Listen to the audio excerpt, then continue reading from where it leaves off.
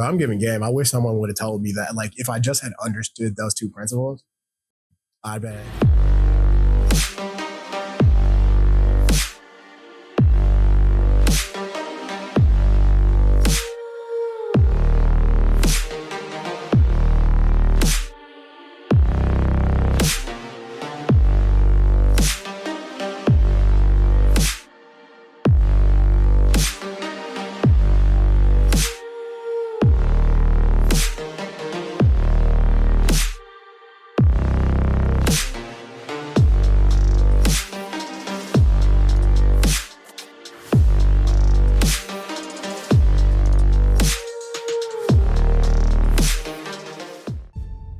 What motivates and inspires you?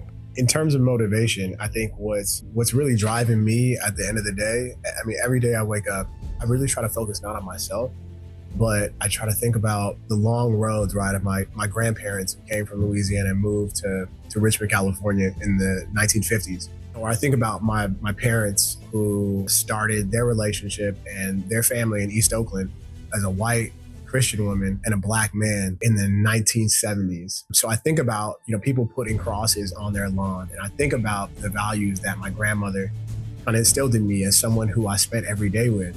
And I think about that because, the money and the financial things, it's all great. And I'm not saying it's not something to strive for, but what wakes me up every day is making them proud. And it sounds trite and it sounds a little facetious, but I can still remember the joy on my face seeing my grandmother watching me graduate from college. And I think about that anytime something great happens. And so I just want to live my life kind of on that high and consistently doing things that make them proud. What in your lifetime would you say is your greatest or proudest achievement so far?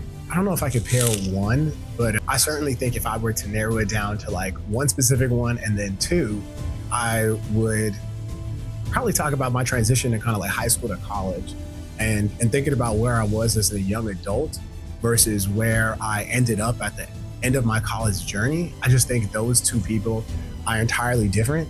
And if I were to introduce myself now or even post-college to myself in high school, I don't even know if those two people would get along. And so I think that transition and being able to kind of accept who I was versus what I needed to do to become the person I wanted to be, that to me is one of my greatest successes. And then on an individual level, I think being an insurance agent is extremely challenging. I think the statistics are like, 85%, 80% of new agents, let alone producers, will fail within the first year. Right. So success rates are very, very low. And then if you narrow that down, I'm not a big person that prescribes talent or outcomes based on ethnic groups or race or any of that. But if you narrow that down, further to my probability of not having anyone in the industry, and then being a black man in an industry where there are like 5%, at institutional level, it's probably less than that in terms of producers and agents who are African-American, I think becoming a validated producer at a well-established shop with a wonderful reputation, I think to me that's been my greatest achievement so far. And I don't intend on stopping, but I like to recognize milestones. And I think becoming a validated, established producer, to me, has probably been my greatest professional achievement. What has been the key to your success in insurance? Just in general, whether insurance or the work I do in nonprofits, I think my key to success is that if I say I'm going to do something, I'm going to do it. Like there is no if and buts about it. Like I can feel the intensity when I'm on the cusp of doing something that I said I was going to do and I'm not going to do it. Like that intensity and the shame that I feel like is so high that it pushes me. And so as long as I have an idea of the reason why I'm doing it, ultimately kind of where I want to go. And then really it's just about executing with those kind of, the kind of principles and values that have got me here. So to me, that's kind of what sets me apart. The fact I have a vision and everyone around me will know the kind of standards that I set. And I think I keep people around me that keep those kind of standards as well.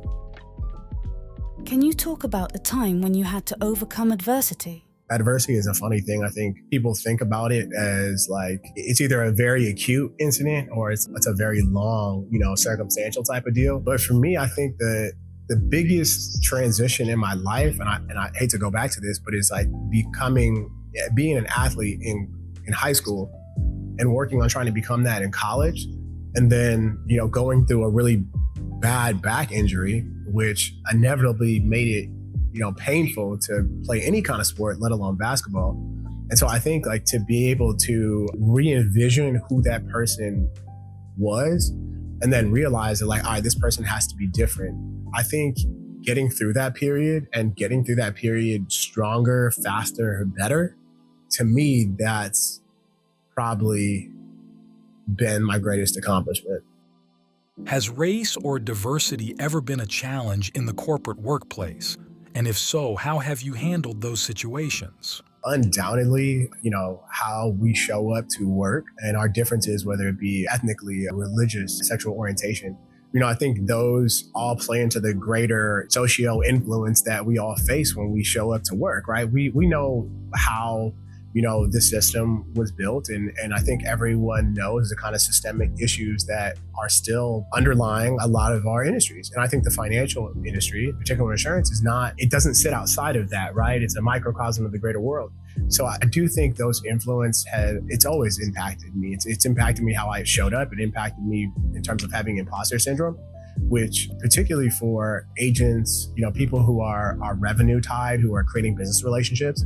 I mean, people do business with people who looks like them, who they trust, right? These relationships are built on these very kind of long-standing understandings of who people are and who their friends are, who their colleagues are, who their stakeholders are. And so to walk in a world where your clients and your stakeholders and your partners may not necessarily look like you or have the same background, I think for a lot of people, I think it's extremely intimidating. And I don't want to minimize this or say I don't feel it every day, because I still do.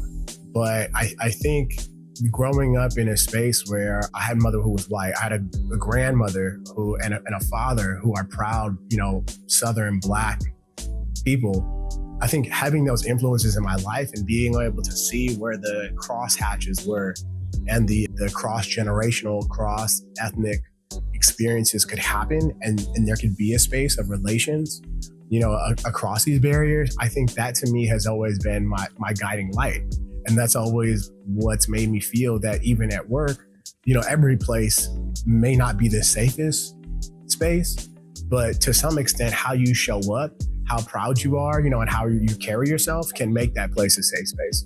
Now, I realize not everyone feels that way. So, I don't want to diminish or make anyone, feel like their experience is invalid, because it is. But I think how we show up is extremely important. And I think the older I get and the more experiences I get, I think it allows me to show up in a more confident and meaningful way and bring my whole self to work and to my clients. And I think ultimately that's where we need to move towards as an organization, as an industry. I think we need to move to a space where excellence can be highlighted and we can bring out that excellence from our employees and from our diverse colleagues and employee bases. And so I'm a big champion of that. Like I want, I don't only think as a company we're as fast and as strong as our lowest employee, our least skilled, least experienced employee. And so the more we bring people along and we kind of allow and show people, how to row the boat, I think we all just get better and get faster and get stronger. Growing up, is this what you wanted to do? And if not, what else did you see yourself doing? I think I want to be a fireman. I still, to this day, if insurance goes so well that I can retire at 40, I may grab my fire hat and I'm still in fighting shape. I would go back and be a firefighter. I mean, people respect them. They get to help people. They get paid well. They get to work out on shift. They get the camaraderie of having brotherhood. I mean, I think being a firefighter, it would be bar none is what I would want to do outside of being an NFL player. But at this point, I think that train is kind of past. Overall, are you content with where you are at in life right now? Without a doubt. I was thinking about this and I've thought about it. There are days when things are challenging and nothing is easy, right? Nothing is smooth. But even on those days, I really have to remind myself, and I think I do a good job of this, is that like I prayed for this. Like I prayed for these moments and these problems so intently that when stuff does come up, it's not like I'm battling over a mountain. It's just part of the process, right? It's part of the iteration of who I am as a human being and as a professional. And I think that as long as I keep that in mind, I'm always happy. And I wouldn't say content, because content to me expresses a comfortability, almost a type of stability that is almost declining, right? Where I want to continuously stretch myself. So I'm happy, but I could be happier. And I think my friends around me and the people I keep around me have that same kind of mentality, that impact that I'm bringing, it can always be bigger, right? If it's not financially, it could be in the nonprofit space. It could be the people I'm impacting through that. It could be the mentorship work. I mean, I think there's all these different, it could be relationally, right? With my fiance. I mean, I was trying to start a family. So there's all these different areas where like things are high and things are going well, but I really am striving to kind of make sure all of them go up, right? And so I'm extremely happy, and I love my fiance, and I love my career, and I love my friends. And I want to keep pushing, right? I want to keep leveling up.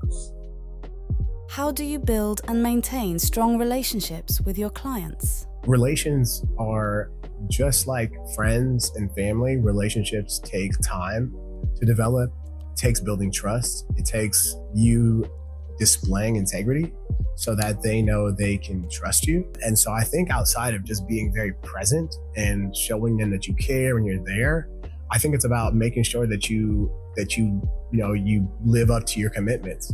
Because at the end of the day, like, it's a business relationship, and they may like you, they may think you're a great human being, but unless you're saying what you say you're going to do, and you're making their lives easier, you're saving them money, you're protecting their assets, you're making them a better person and a better employee, then the relationship isn't solid, and someone else out there is potentially in the mix to show them why they might be better for them. And just like I treat my relationship with my fiance and my friends, like I'm always want to be working on making our relationship stronger and building touch points and providing more value. And that's not from a esoteric type of place. It's from a place where, like, whether it be a ear to listen to, or, talk to them about some other products that we have, or bounce ideas off of, right? Or be an advisor. It's about really filling all those buckets and kind of being whatever that individual and your clients need, kind of being that. If you're my client and you trust me, I'll walk your dog. Like, it sounds bad, but it's the truth. I'm about my folks. And I think once my clients become trusted, confidence and stakeholders, I think I tend to treat them like family. What books are you reading now, or what books have been impactful to you on your insurance journey? I mean, in general, I try to stay away from too salesy of books, because I think there's all these different systems, and I think you should probably just take some, leave some, and like meld together something of your own that works for you based on your pedigree, based on your individual characteristics. So I try to maintain myself in the more like the books that are going to build you up as a person. I'm big on growth mindset, like Carol Dweck. I think, if you take a growth mindset approach to any subject or anything you're trying to get better at, it's not a matter of if, but it's like when you're going to become an expert, right? Like the Malcolm Gladwell, if you spend 10,000 hours doing something. But like, if you don't have that growth mindset towards that approach, then you're never going to get those reps in. And for me, it was about finding a headspace where I was okay with knowing that I wasn't going to be good. I wasn't going to be okay. I wasn't going to be great in this time span, right? I had to see every kind of building block as making me a little bit better. And so I love that. I love, what else am I reading? I'm reading The Wager, great book about castaways in South America in the 1700s. And then business books. I mean, I think Go Giver, pretty critical, crucial book that was given to me by one of my great friends who's a very successful real estate broker/agent. And, I think we always had that service mindset, and we always were thinking about how to be givers, right? And I think that book really is a very great distiller and simplifier of the concept that all we really can ever do is be givers to the people around us, right? And by giving and giving and giving, and not in a reciprocal expectation type of way, just doing what we do and caring about others and giving as much as we can, that ultimately, that'll come back to us tenfold. And it may not be financial, it may not be in this vertical, it may not be in that industry, it may not be in this way or that way, but eventually, whether it be through love, respect, business, like it's going to come back. If you could have a conversation with your younger self, what knowledge or lessons in terms of financial literacy and overcoming barriers to generational wealth would you like to have imparted on you? As I get a little more means, and I have investment properties, it becomes a little more topical, right? And I think I have a different perspective than I had before. But for me, some of the main things I've started to learn, right, if I've worked with different advisors, and I've got a wealth advisor, and I have a CPA that I work with, right? I think what I'm really starting to figure out, and I hope I can impress upon the next generation, is that having a W-2 is awesome. Like making money is great, and you want to maximize that. But it's also about how you get paid.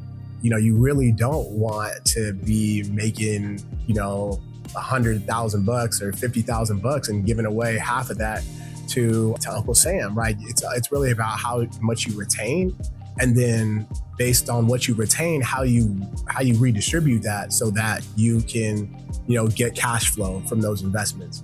So other than thinking about investments and reinvesting dollars that you do save, I think ultimately it's about, on the tax side, getting paid through vehicles and through entities that aren't directly yourself, right? Because whether it be an LLC, whether it be you're using money through a charitable foundation, you want to get paid through an entity and then utilize that money separately, right? So that the tax burden is different.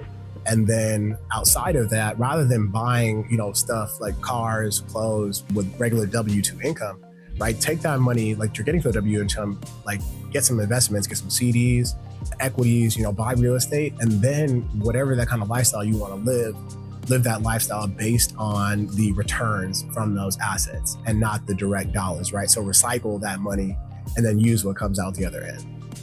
Based on current circumstances or news topics, what worries you about the future or the rest of 2024? In the very short term, obviously, I think socio-political and geopolitical elections and how that's going to change the overall business environment. I think that deeply concerns me. Anytime you have a lack of certainty in the business environment, the economic environment, I think that to me spells trouble. And I don't care what political side of the aisle you sit on. I think we all can agree that uncertainty, quick decisions and trying to maximize value as fast as possible, are worried about the equity markets, are kind of focusing on some of the wrong things.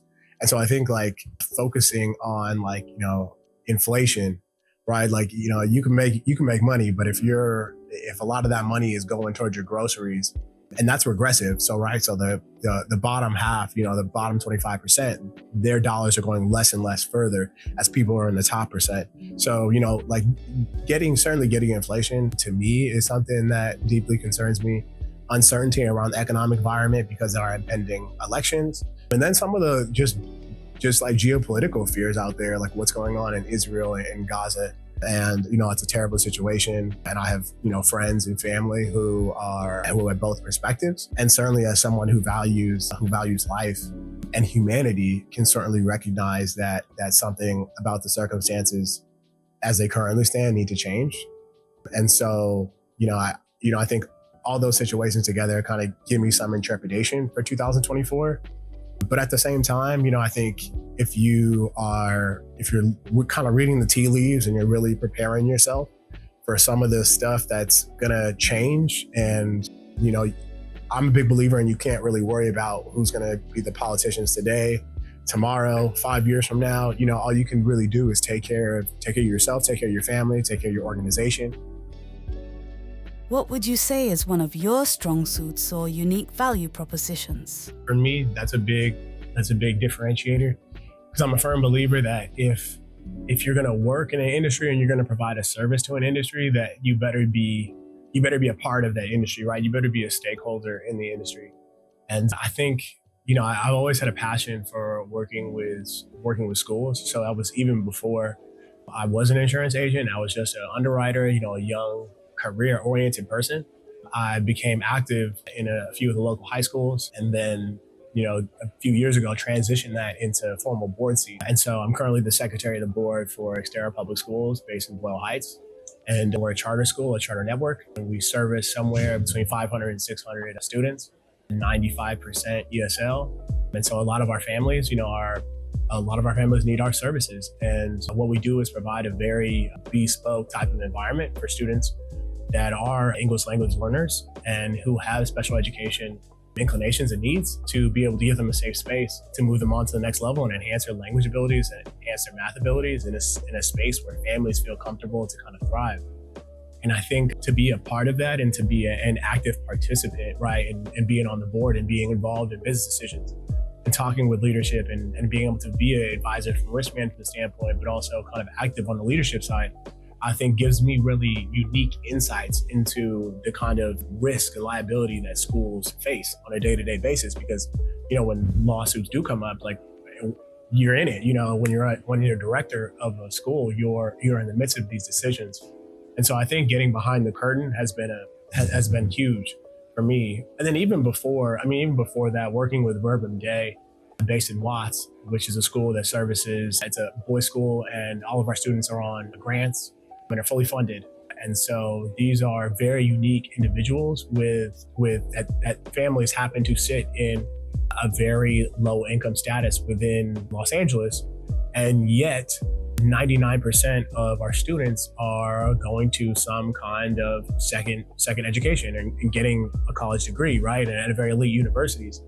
And so sitting on their financial advisory board and being a part of the organization and watching them and how they raise money, how they start capital campaigns, and be a part of capital campaigns, and think about your donors and think about the schools and think about the dollars that are needed to run a school when that's entirely your revenue source.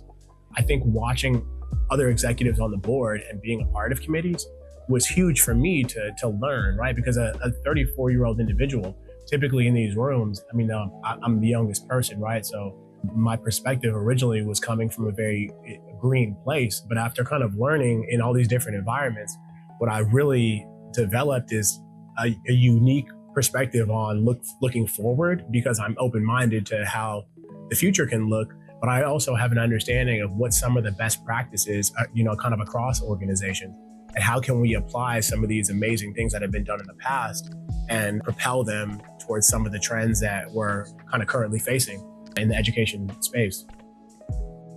Can you tell us a little bit more about yourself outside of work? I appreciate you for bringing that up, because I think it's very easy in our world to be very deep in either, right? To be either very socially aware and to not be professionally focused, to be very professionally focused and not kind of like expose that social side. So I think by really honing in on this, it's part of me providing exposure and getting behind the curtains. As an individual, I'm rather simple. My dad was a longtime corporate wine salesman, and he's very work oriented. I'm a Capricorn, as my fiance would kind of highlight. So I am very work oriented, and a lot of what I do is really my work life. It's all kind of one. But when I do step outside of that, my fiance and I recently got engaged. And so that's a 5-year relationship that's ideally going to turn into a marriage here very soon. And then we're working on kind of family planning and seeing what that looks like for us to have kids and where we'll be when we have kids. And we're kind of figuring that out. And so if you got that part of my life, you got professionally, and then socially, a lot of my friends, we're either always doing stuff, trying to, work out, whether it's snowboarding, do a lot of road biking because we're, training for triathlons. And so that's a new thing for me is I didn't grow up road biking. It's not something that people within any of my groups typically did, but it's something I kind of picked up down in Southern California, and I'm loving it. And I'm loving getting together with friends and family and having those rides and doing something athletic. And so that's been a big kind of value add to my life. And then finding time to add more friends to the inner circle and making sure that the people I bring in have a lot of value. And then, being a resource to those friends and getting out to the golf course and spending time with them and bouncing stories off on each other and just enjoying the company. Because it can be hard, I think, when you're a young Black professional and you start to have some success. I think to be in those rooms, you start to get lonelier and lonelier. So I think by finding spaces where you can kind of come together and have those very meaningful interactions and meaningful relationships, it becomes even more important as you get older. And that's something I've really strived to do is finding like-minded individuals and spending time with them, because someone once told me that you should never be the most well-off in the room or the most popular person in the room, because that's not how you grow. And so I look at my group of friends and I think of myself as a small fish, right? As a little small fry. And that's kind of how I want to build my relationship. And then when I think about my fiance and I, a big part of what we're looking to do in the future is take the investment assets that we have, right? Like take the multifamily, take the single family homes, and then start looking at multifamily assets and taking those multifamily assets between the two of us and putting them into the LLC and figuring out like, how do we grow this passive income? Because I think it's great to have two sources of income, but together, for us to get to a space where we can retire quickly and we can focus on living our lives and experience the next chapter of grandchildren and kids. Part of that is figuring out how we can get that passive income. And so, finding the right people in my life who have the right tools, who can get me there is paramount. So just spending time with family. Most of my family relocated to the East Coast, out to Charlotte, North Carolina, and spending a lot of time out there, traveling a lot to the East Coast, to New York and Miami for business, and just making sure that I, maintain time to spend time with friends and enjoy myself and go on vacations. Justine does not allow me to go 2 months without really taking time off. So we're doing some great vacationing this year, going to Tokyo, Belgium, Amsterdam, London, the glaciers, Charlotte, Florida, and New York. So, between travel for work and travel with my fiance, she keeps us real busy. But I wouldn't, and she wouldn't have it any other way. Thank you, Jonathan. This Beyond Insurance conversation has been beyond insightful. Beyond Insurance, insurance that covers you beyond your needs.